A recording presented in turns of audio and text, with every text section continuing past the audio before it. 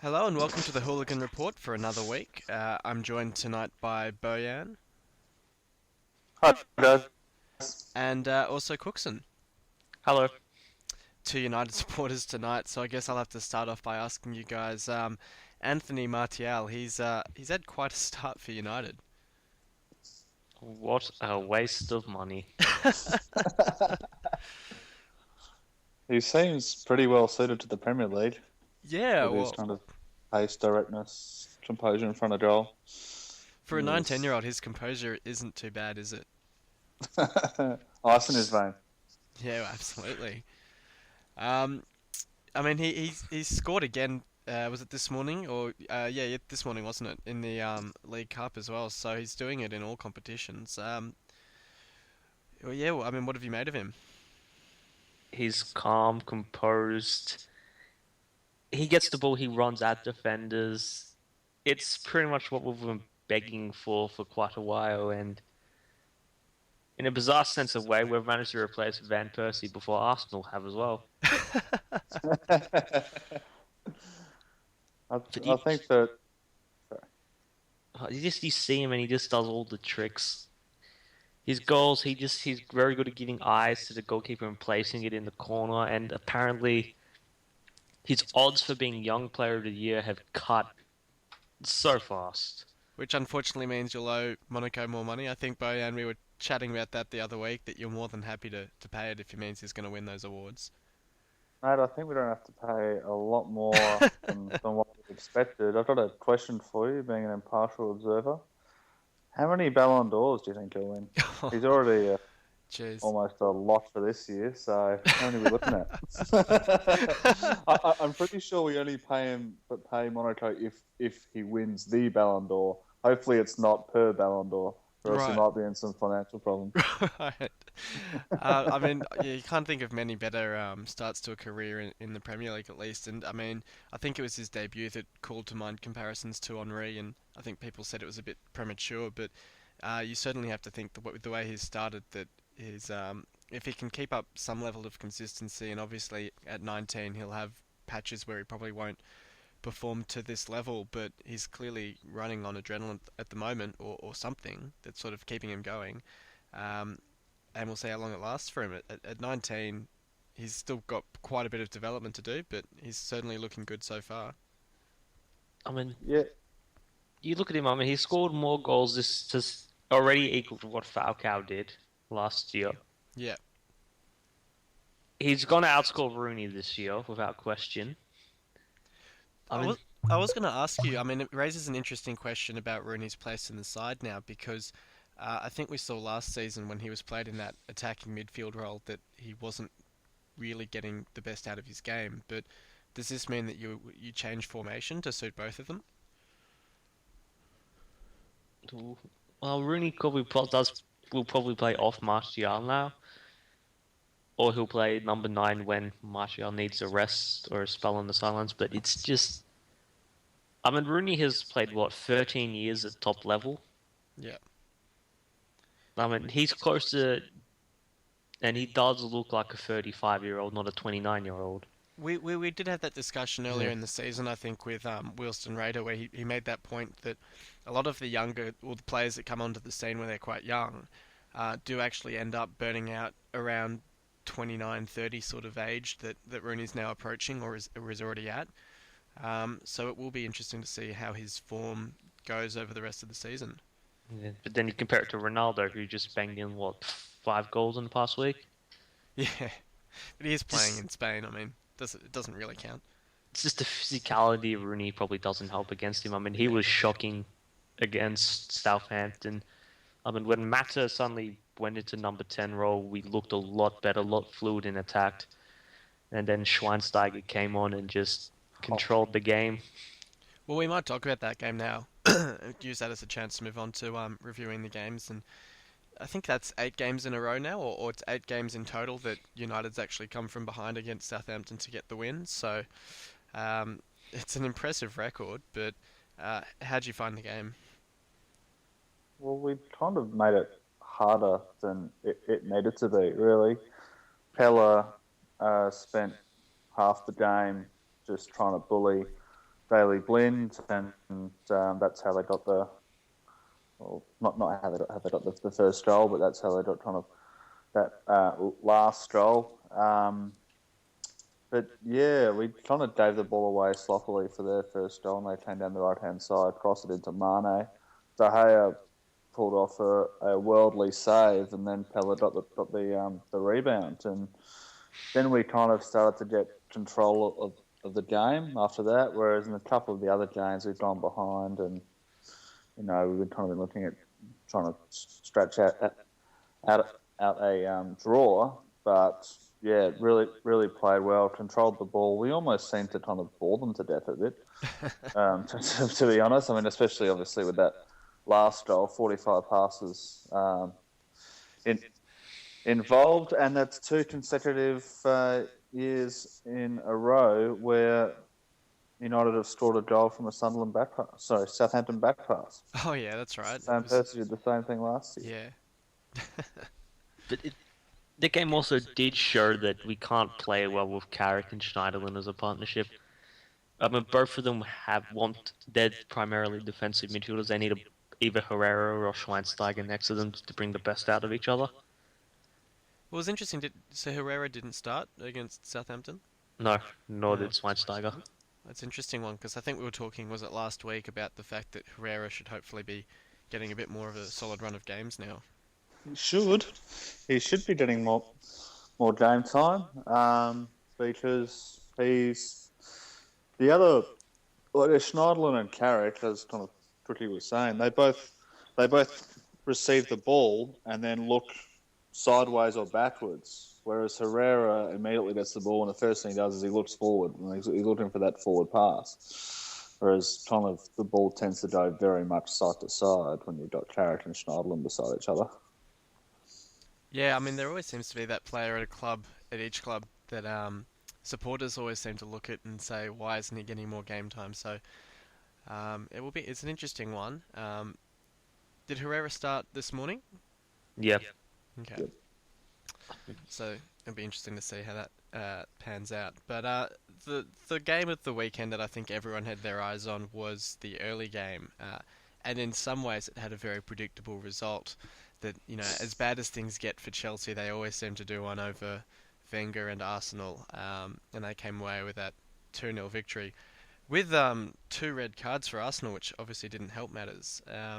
Costa involved a bit of argy-bargy, and I think he's now earned himself a 3-game ban for that. So how did you guys see this one? I mean, Costa should have been sent off when he was doing the stuff to Koscielny. I mean, it was like rubbing his hands all over his face, getting all lovey-dovey with him. I mean, come on, Costa. There's some stat that Costa hasn't been sent off since 2012 or something, I think. Chef was saying. But the issue with that stat is that he got banned retrospectively for the Emre Can stamp last year. So I suspect he might have been banned quite a few times over that period. But still surprising that no ref has seen fit to send him off during the game. I mean, you'd assume that linesmen would have been watching the incident with Koscielny, and you'd expect them to have said something to the ref in that sort of case. I mean, as Cooksen's saying, he's doing a fair bit to Koscielny to provoke a response. It's an interesting one. Well, is it an interesting one, or should the ref have just sent him off straight away? Because it was pretty bloody obvious. Yeah. I mean, and it's actually kind of Mike Dean who had an absolute stinker. It's really his fault. If he cuts that out straight away, then it doesn't escalate like this. Instead, he doesn't really do anything to stop Costa doing this. Doesn't even have a word with him, and then just escalates it down the field and results in that sending off. He could have easily controlled that situation, but he didn't. Yeah, it's going to be an interesting one with Mike Dean to see if he gets any sort of action. Was he the one involved in that Palace game, or is that someone else when they should have sent Flamini off, but just had a word with Cazorla instead? Can't remember if that was Mike Dean or someone else, but I think Mike Dean was the one though who sent off Chamberlain instead of Gibbs. Oh, right. Oh, yeah, that's it. Was it Chelsea last year? or 2 years ago, something Or like two that. years? Yeah. So it's got a bit of infamy with this fixture. Um, the other interesting result, obviously, was West Ham getting up over Man City and ending that winning start City's had to the season, and even just conceding a goal was a pretty interesting result for City. So, I mean, West Ham are a bit of an inexplicable side at the moment. They get the results against the big sides away from home, but then they'll fall over to a Bournemouth or someone on their home patch. It's one of those really odd things that you just really can't explain. But I mean, they have won 4 out of 6, so good start to them. I mean, and they've gotten probably 9 points where maybe usually you'd expect to get maybe 1 or 2. Well, because yeah, they've beaten Arsenal, Us, City, and Liverpool. Liverpool. Yeah. Yeah, it's probably just one of those really odd things. But I mean, they got in some good signings. I mean, Sacco looks good. Dimitri Payet looks great. I mean, suppose then Bilic has really started out very well at West Ham, so you expect they'll probably reach upper mid-table the rate they're going and probably have a nice deep cup run. The other side that's had an unbelievable start to the season and remain the only undefeated side in, I think, the top four divisions of England is Leicester. And they made a habit of coming back from 2 goals down again, coming back from 2-0 down to Stoke to draw 2-2. Couldn't get the fairy tale goal this week, but what can we say about Leicester? I mean, they've had an unbelievable start to the season. I said they were going to win 2-0 when you all laughed at me, and then they were 2-0 up in 2 seconds of the game, and I thought, oh, I was right for once. And then Leicester pushed hard, and after a while, Stoke couldn't contain them. That was really the story of the game. Do we see Leicester being able to maintain this form at any significant level over the course of the season, or is it just sort of, a bit of a bubble at the moment? Nah, eventually the fixtures do build up, and that's where the bigger clubs tend to rotate more, and the greater quality of depth players comes into play. So you'd expect them to fall off probably around November, December. I don't think anyone could have predicted that after 6 games we'd have Liverpool and Chelsea in the bottom half of the table and Leicester and West Ham in the top four. But it's been quite an interesting start to the season. We also had obviously Liverpool drawing at home to Norwich. How many more games do we give Brendan Rodgers? As many as he likes. Ah, dear. We need another crap campaign. Keep Rodgers at pool. He needs to stay there until at least February. At least he needs to oversee the January transfer window. I think what We they can't let a half decent coach in there and him be allowed to buy players. I think what we need is for them to beat Villa 5-0 this weekend, just to sort of reinstall some faith in Rodgers and keep him afloat for a little bit longer. I think, just to They keep can't the do that, comedy mate. going. They can't. We can't let them score 5 goals because they won't be able to maintain this run. Yeah. This being the not having scored more than 1 goal since Bruce Jenner was sitting on the couch scratching his balls. We Who's just that? need to. Well, We just- Lewandowski scored more goals than them for the season in about 9 minutes. So Lewandowski is better than Liverpool, confirmed. Yeah. One more too. Their poor run continued in the League Cup, so we might go on and chat about that. And it was predictable in a way that they had to go all the way to penalties to beat Carlisle, but they played a fairly strong side, so it's not. I don't think you could even use the excuse that they were rotating players. So when you've got guys like Coutinho lining up in the side, Ings I think started as well, and they had, what was it, 54 shots? Was that the record? Up until the penalties started, they had 54 shots on goal, I think, for 1 goal. There's something going on there. To be honest, that doesn't really just seems like a crap day in front of goals. I mean, every club does have it, but still, it's probably a bit concerning. well, a lot concerning your Liverpool. For everyone else, it's obviously just quite funny. Yes, good comedic value. Well, I didn't see the game, but I read the match report, and it was kind of indicating that stat about 54 shots wasn't quite the whole story, because a lot of them were kind of shots from 30, 35 yards, quite speculative Yeah. shots at goal, but they definitely had all the possession and all the play. But Brendan Rodgers just picks the 11 best players, or what he thinks the 11 best players he has, and just puts them on the team without respect to what positions they should be playing in. And I think we know now that James Milner is a left-sided midfielder who cuts in, which is what he did at Man City. He's playing centre midfield, and he's been at best average. Firmino is a number 10. Why is he playing the left wing? Danny Ings, same thing. But I guess the good thing is that, well, it's not good for, I guess, this weekend, but with Benteke out, they're going to have to play Ings centrally. So he'll get his chance. But Brendan just looks like he's trying new things and nothing's working for him. And is Sturridge back now? I think he played last weekend. He's back, but he'll get injured. We know what's happening. But the issue is for Liverpool, though, if they do sack Rodgers, who can they get? Klopp's probably the big one, because, Klopp has gone so far as to say that he wouldn't mind going to a mid-table club. And I mean this in all seriousness, that Liverpool at the moment aren't going to attract that upper echelon of managers necessarily, and they will need a bit of a rebuild if a new manager comes in, and that's exactly the sort of club that Klopp likes. But the thing is, though, with Klopp, the Bayern Munich job could be open in 8 months' time. Real Madrid job could be open. The German national team job could be open. And you're not sure about how Man City will go, or United, or indeed Arsenal.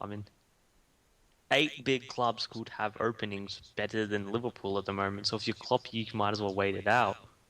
But I guess if Klopp would prefer to go to a club where he can build his own side, he might not want to go to a club like Arsenal. Arsenal's probably the big one that he might go to, but United or City or someone might not be the club that Klopp would want to go to. Where do you see Guardiola ending up? United. Over City? Yeah, Guardiola's a bit of a traditionalist. Fergie wanted him to replace him the first time. He plays similar style to what Louis van Gaal plays.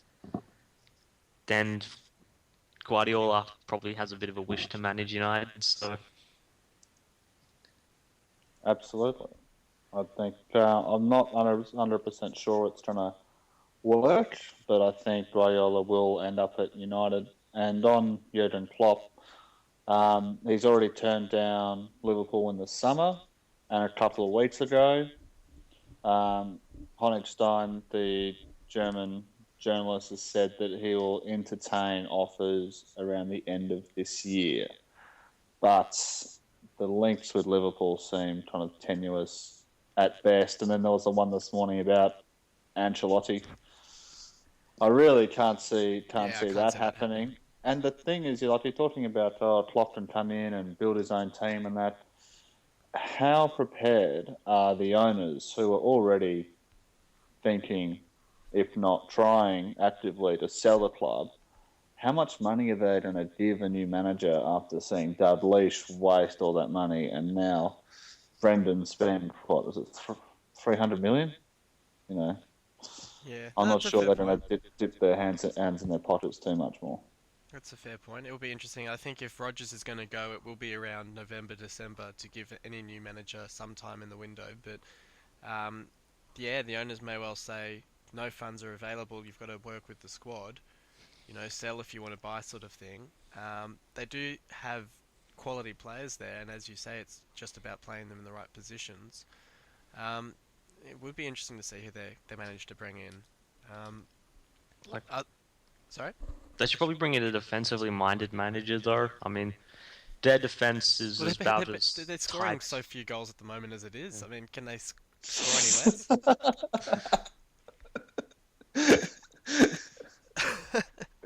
You know, just keep Rodgers anyway. Let it continue.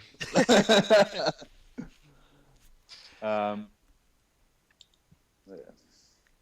In other League Cup games that we had that were interesting, we had Arsenal getting up over Tottenham with probably one of the more unlikely braces you're likely to see from Flamini.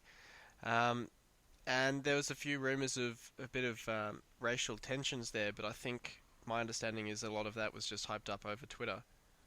Yeah, because you look at the English papers and there was pretty much nothing. So, Well, this does happen. That kind of racial tension does happen at all North London derbies. The same way that at games between Liverpool and United, they talked about Munich, and unfortunately, a lot of United fans talked about Hillsborough. It's kind of, while it's not great, it happens. And to be honest, that kind of stuff shouldn't be celebrated by the media. So that is good that they didn't report on that. I mean, apparently it was just for, well, there were arrests, but it was for damaging hoardings. Yeah, I mean, I think there was reports that there was a few signs getting torn down and that sort of thing. But I mean, as you say, you're going to get that at most derbies. Be a bit of damage done, and I think as far as the racial taunting or mentions of these past tragedies, there's always going to be that minority amongst fans that look for any sort of chant that they can come up with to get under the opposition skins. And I mean, I think there was a striker playing, I think it was the Championship or League One last year, whose infant son had passed away, and the away fans were chanting about that. Yeah, there's nothing that's off limits to some groups of people, and I think it was Jats or someone saying, if there are groups of people like that in the away end, you've got to stamp it out and ban them for life, that sort of thing. But it's just one of those things that's so hard to eliminate. Yeah. And we got the Stuart Pearson Memorial Shield coming up. Yeah. Stuart Pearson? Do you mean Nigel Pearson? Nigel Pearson, that's it. Yes. Well, I was going to say, I mean, probably the one big upset of the week of the fixtures was our win over Swansea. I think that's the only lower division side to get up in any of the matchups. So it was certainly an impressive performance. And we now play Leicester. We're undefeated at home. They're undefeated overall. So hopefully that's still the stat when they come to town, and we'll see how it goes. But certainly will be an interesting game. I think Jats and Freitag were right on the board when they were saying a lot's going to depend on the form of the two sides as to how strong the lineups are, but I think there's more chance of us playing a stronger lineup than Leicester. So it'll be one to watch. I think hopefully it'll be televised. We don't make it. I think this is the furthest we've ever gotten a League Cup, so it's a momentous occasion for the people of Hull. Fourth round. Open top bus. Oh, we'll be dishing out medals to all the players, and they'll have an open cart ride. Yeah. So it'll be one to look forward to. Interesting as well that all the bigger Premier League sides have avoided each other in the draw, so it means that the quarterfinals are likely to be pretty interesting affairs. United are up against Middlesbrough. City have where are we? Palace. And Chelsea have Stoke. Arsenal have Sheffield Wednesday. So there's Liverpool against Bournemouth. I mean, it'll be really interesting to watch two mid-table sides go at it. See who comes out on top in that one. I think Bournemouth, you'd almost say, are favourites, just in the way that Liverpool have been playing lately. But I guess a month's a long time in football. Bournemouth can score goals. That's the difference between the two sides. Well, they can't defend. If you think back to their league game, I mean, Liverpool only scored because of a very interesting decision by the referees. Yes, very interesting. Conspiracy to help Liverpool. I don't think you've mentioned it all, Bojan, so I thought I'd bring it up. But we might move on now and chat about the next set of fixtures, and we open up with a pretty tasty early game between Spurs and Man City. Spurs have probably been a bit average this season. I mean, been lacking in some facets. Kane is horrifically out of form, so do you expect City to win at least 2-0? this at White Hart Lane? Yes, it is. I think that City will have too much. Will Aguero be back for this game, do you think? I think he should be. Well, didn't He he? should be. Didn't he play yesterday morning against Sunderland? I'm not sure. I think he did. I If he think he did, scored. he probably will be. There you go. So, yeah, City should be too powerful, but I'll go for a 1-1 draw. More out of hope than anything else. Yeah, I mean, it'll be interesting away from home for City. Spurs have looked pretty average. They've got a win over Sunderland and um, a win over Palace, both 1-0. They just seem to be lacking a bit of firepower at the moment, so I'd probably go City. Ericsson's back, though. Oh, is he? Yeah, he's back. Will he be fit to start, do you reckon? Well, he played a part in the last league game, so I'd imagine he should be fine. Okay. Well, that makes it a bit more interesting. I'll probably still go 2-0 City, I reckon. First of the midnight games we have is Leicester up against Arsenal. Surely Leicester's run can't keep going, can it? No, it honestly does depend on which Arsenal show up. I mean, there's good Arsenal, which is fast, decisive, free-flowing football, and there's bad Arsenal where they just can't do anything. I mean, surely Giroud has to start. Walcott's just looked so ineffective. I mean, you gotta. Giroud's not a world beater, but he's a pretty decent striker. I mean, he needs to start. Have Alexis, Ozil, and Ramsey behind him, and just you'd expect those front four to win the game. But again, Arsene is a bit iffy, so I'm going to probably go for a 2-2 draw. This is Arsenal's bread and butter. 2-0. I think if it's the final month of the season or if his contract's about to expire, Walcott's the striker. But any other time, I think you've got to stick with Giroud, so I think I'm with you on that one, Cookie. Yeah, I mean, I'm leaning towards Arsenal, but Leicester just seem to have shown everyone up this season so far in anyone going against them. But the last two games have shown they're starting to drop off a little bit. So, yeah, I might go Arsenal 2-1. I think Leicester will still manage to score. We've then got Liverpool at home to Villa. Do we see that run of failing to score more than one goal in a match continuing? They'll score 2 goals. They'll be 2 own goals fast Villa. I can see a 1-0 Villa win. I really can in this game. They're just playing devoid of confidence. I mean, it's just bizarre. I don't know what they're trying to achieve there, to be honest.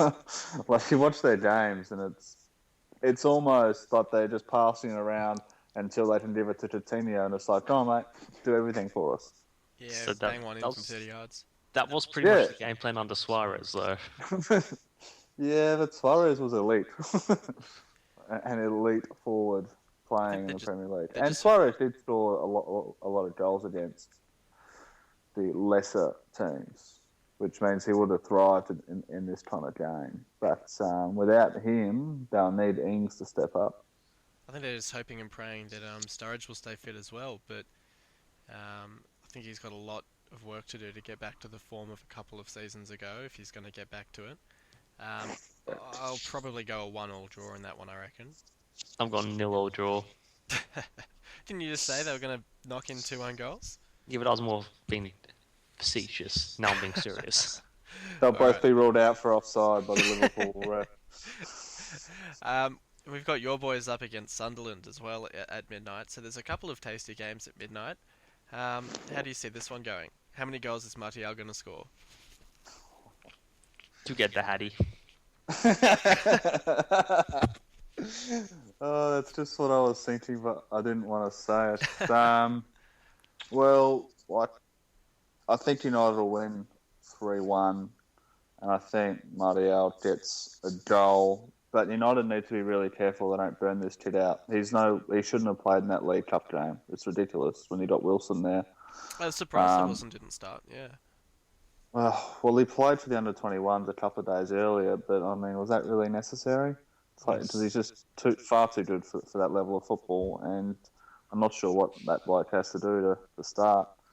But hopefully after Andreas Pereira's man of the match performance last night in the League Cup, that he'll be on the bench, if not start, on the weekend. And yeah, as I said, I think 3-1 United.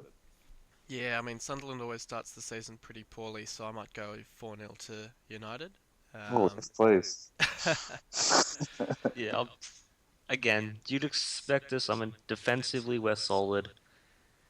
I think this actually probably will be the game where Depay really does stand up and he'll probably score a brace. Yeah, he's due. So I'm going to go for 5-0 United. Escalating it. Conservative. Next up, there's Southampton up against Swansea, and Southampton have started to look a bit better in recent weeks, and Swansea are dropping off a little bit. But how do you see this one panning out? It's interesting because both sides are they're pretty similar in how they play, high pressing, full of players who enjoy passing the ball. They're both good football teams, so probably an interesting 1-1 draw or 2-2 draw, I'd say. I see it going 2-1 to Swansea. They're pretty hard to beat in Wales.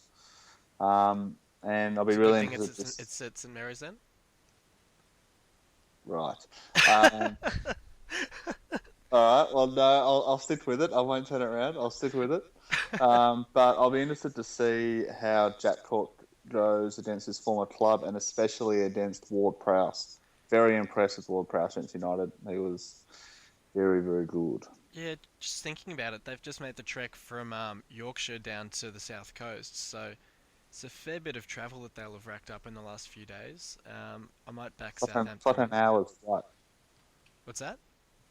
Not far. If they've caught the It, plane, yeah, yeah, it's that's like true. flying from Melbourne to Sydney, mate. Well, yeah, if they've flown, I mean, some teams will catch the coach, but they may well have flown. Um, yeah, I'll probably back Southampton in 2-1 in that one. Hopefully, Gomez getting on the score sheet after a couple of weeks off it. Fantasy. Um, sorry. Fantasy. Yeah. Next up, there's Stoke up against Bournemouth in probably one of the less appealing games of the weekend. But how do we see this one? Ooh, you'd expect Bournemouth to win at least 3-1 or something like that because Stoke have just not gotten started at all. I mean, Shaqiri's not really gone in. Nafalai's got suspended. And Bojan's just coming back, so again, those three need to gel, and it probably will be later on, so you'd expect Bournemouth to win. I'm tipping. I think last week kick-started Stoke's season. I think it'll be 3-2 to Stoke, and with Bojan and Shaqiri. I said it last week and didn't really pay off, but this week, time to step up, mate. It's coming. It's coming. It's coming. Yeah, I might back Stoke in 2-1. I think you're right. I think they started to look a lot better last week against Leicester and a lot more dangerous. So maybe they'll start their charge up the table. West Ham are at home against Norwich, and if anything, if the season's been anything to go by, this is the sort of game West Ham are going to drop. Yeah, West Ham are probably better than Norwich all around the park. Surely they would win this. Oh, they're better than Bournemouth as well, aren't they? Well, true, but again, I will tip a 1-1 draw. Norwich are sneakily flying under the radar, but they're not a bad side. And West Ham's erratic home form might continue, but I expect Dimitri Payet to really control this game. Yeah, I mean Norwich's form has been pretty unnoticed. I mean they're sitting in mid-table with Watford as well. So two of the promoted clubs are doing a bit better than I think people expected them to do. I might back in Norwich for a sneaky 1-0 win here. West Ham's form has been pretty interesting, so it'll be interesting to see how that one pans out. We've then got the late game as the annual or biannual Newcastle Chelsea matchup where Newcastle always somehow, no matter what sort of form they're in, seems to walk away with the win, especially at St James. So how do you guys see this one? Ooh. I mean, Chelsea have more quality, but the way they're going is just they're all playing very shocking. They're all just terrible at the moment. So, and with Costa going out, which means either Remy will start, and he hasn't played in since what when Chelsea played in Sydney. Yeah. I mean, is he still at Bondi? SM? Did you kidnap him? Kidnap and taken to half. Yeah. And Falcao's doing his best CVG impressions. I saw that. That was dry. Well, I'm probably gonna go for 0-0 draw. Perfect cure for insomnia, though.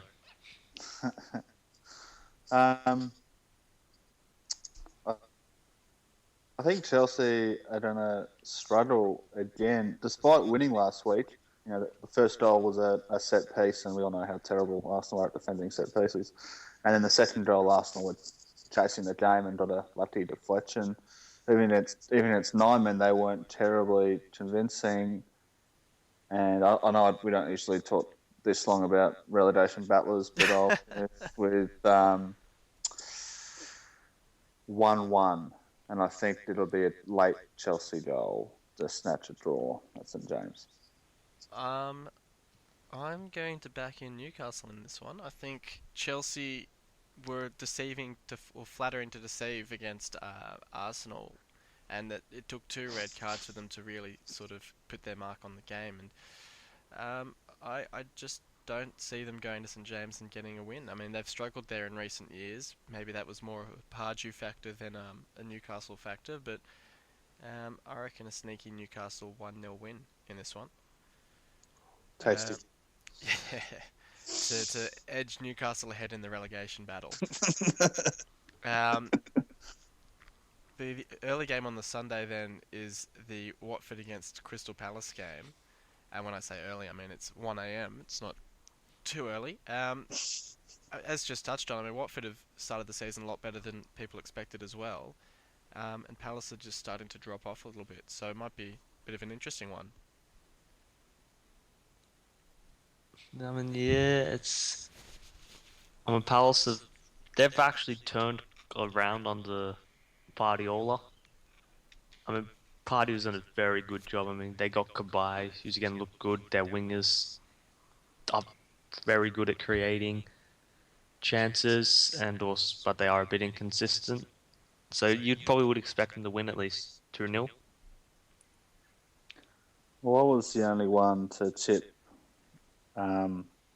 Watford to stay up this season, and they haven't even had the influx of 5 or 6 Italian internationals. They'll go on loan in January. They're playing. Well, they started the season playing well without really getting the rewards for their play, and they're starting to see that now. And with Palace's hot start kind of tailing off slightly at the moment, I would say a 2-2 draw. Yeah, I think Palace should win this one. I think it all depends on whether Palace can sort of pick themselves up. They really should have scored a couple of goals against Spurs. I think they hit the post a few times. So I think they should be too good for Watford. But I mean, Watford have been a very well-drilled defensive side, especially at home. So it might be a 1-0 or a 0-0 sort of game, I think. And then the final game for the week is Everton up against West Brom. Another one that's probably not going to be too thrilling for the neutrals, but how do we see this one? Ooh, it's. You probably would expect Everton to win at least 2-0. I mean, again, better quality players. They have appeared to finally got their season in a bit of a kickstart with Naismith's hat-trick. But again, it's Everton and they tend to be a bit inconsistent under Martinez. Yep, they are inconsistent. Everton, I haven't been that impressed with West Brom, to be honest, at the start this year, and I think Ross Barkley might have a day out, and I'll tip Everton 3-1. I'm with you on that one. I think Ross Barkley's had a very, very good start to the season. So I think Lukaku and Barkley will have a very nice day at West Brom. One thing to talk about with Everton was, did either of you catch the Morales red card against Swansea last week? Basically came on for the last few minutes of the game and was sent off just as quickly. No.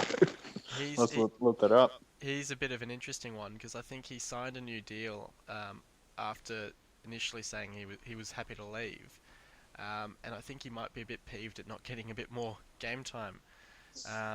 So that might be an interesting situation, and I suspect he may well be leaving in January if he doesn't get a bit more game time.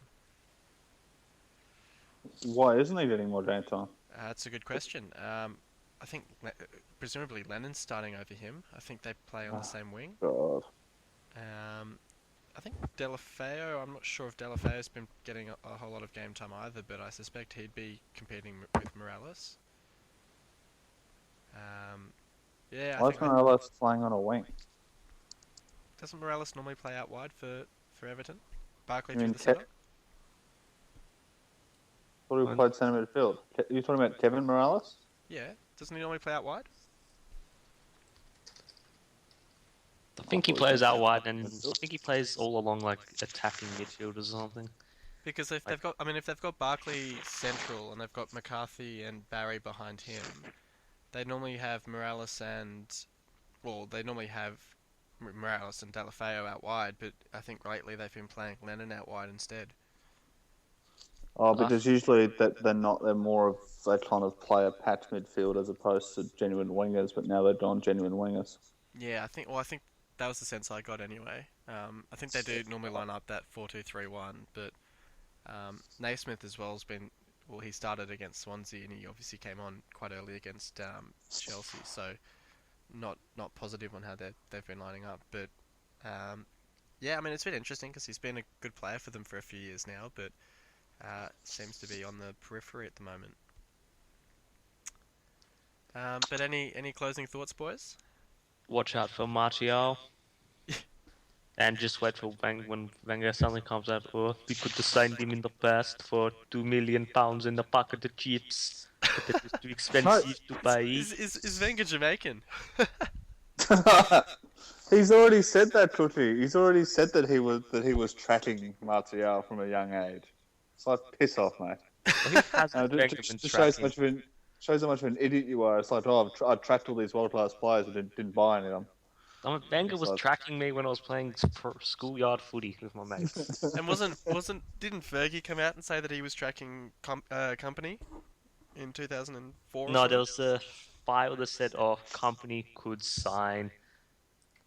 In it was said, potential targets to replace old players. Actually, what was interesting about Fergie's book is we could have signed the original Ronaldo back in '94. Yeah, I saw that. That would have been tasty, him and Cantona. Oh. I mean, imagine this side, it was Schmeichel, Irwin, Stam, Johnson. Bruce. He was around back then, wasn't he? We're talking about more the treble side. Oh, okay. I mean, you had him, put Paul Scholes in behind, or maybe Dwight York. I mean, imagine the goals. Well, before we descend too much into a United love fest, I might call it a day there, boys. But What? thanks very much for coming on, both of you. No worries. No worries, mate. And everyone else, thanks for listening in. We'll be back next week. Until then, hopefully your side wins, and we'll see you on the forums.